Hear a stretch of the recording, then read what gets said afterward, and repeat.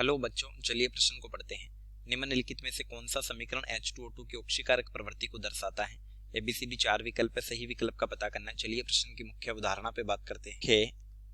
अवधारणा देखिए, H2O2 ये होता है हाइड्रोजन पेरोक्साइड। हाइड्रोजन पेरोक्साइड ऑक्सीकारक वो होता है, ऑक्सीकारक जिसका स्वयं का अपचयन हो, स्वयं का अपचयन हो तथा दूसरे का ऑक्सीकरण करे, ऑक्सीकरण करे यानी खुद का तो अपचयन होता है और साथ उपस्थित अभिक्रमक का ऑक्सीकरण होता है। ऑक्सीकरण और अपचयन का अगर शाब्दिक अर्थ समझे ऑक्सीकरण, तो ऑक्सीकरण अंक में वृद्धि, ऑक्सीकरण अंक में वृद्धि और अपचयन का मतलब है अपचयन, ऑक्सीकरण अंक में कमी, ऑक्सीकरण अंक में कमी।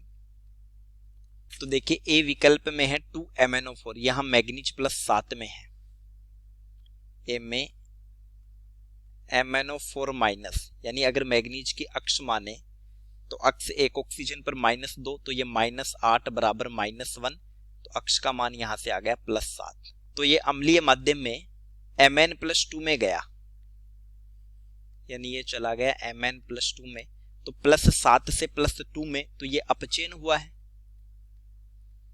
अपचयन यानी MnO4 माइनस या मैग्नीज +2 में गया है, अपचयन हुआ है। तो इस स्थिति में H2O2 तो अपचायक हो गया, क्योंकि साथ उपस्थित अभिक्रमक का अपचयन हो रहा है।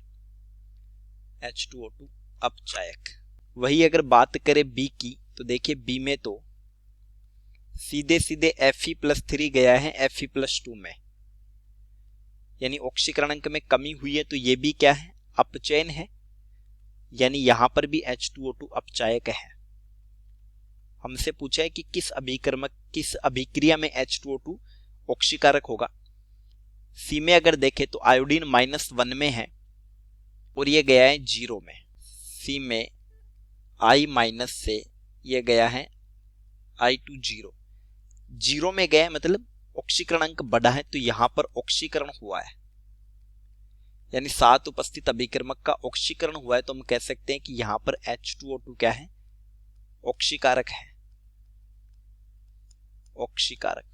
तो H2O2 में ऑक्सीजन -1 से ये चला गया -2 में, यानी खुद का तो क्या हुआ है, अपचयन हुआ है, इसलिए ये ऑक्सीकारक है। तो सही उत्तर हो जाएगा विकल्प सी।